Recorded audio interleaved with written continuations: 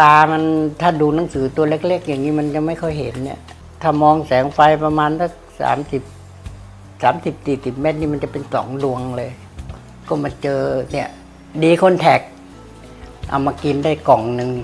ดูหนังสือตัวเล็กนี่อ่านออกแล้วเนี่ยตาก็เริ่มเห็นชัดขึ้นชัดเจนถ้าใครเป็นเรื่องตาเกี่ยวกับตานี่ก็ขอให้กินดีคอนแทค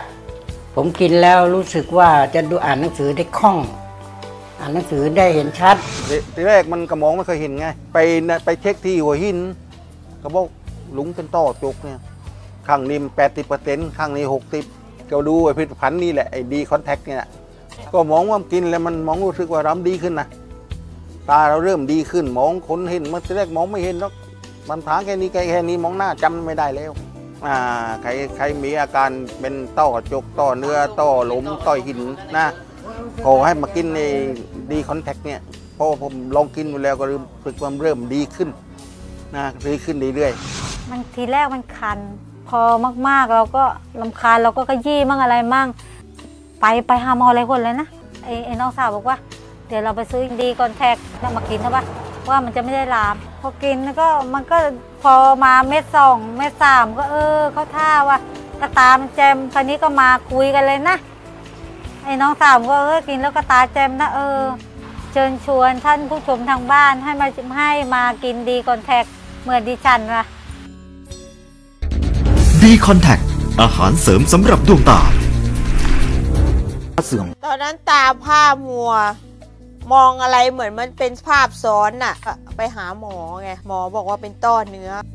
คุณต้องลอกถ้าไม่ลอกตาคุณจะมองไม่เห็นเพื่อนไงแนะนำไงบอกลองกินตัวนี้ดู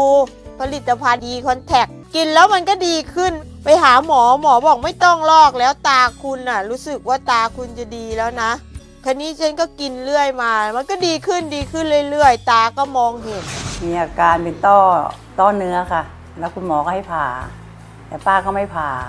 ป้าก็เลยลองซื้อมาทานดูแล้วก็อาการมันก็ดีขึ้นมาสัก10 วันนะรู้สึกสายตามันก็จะดีขึ้นมันก็จะสว่างขึ้น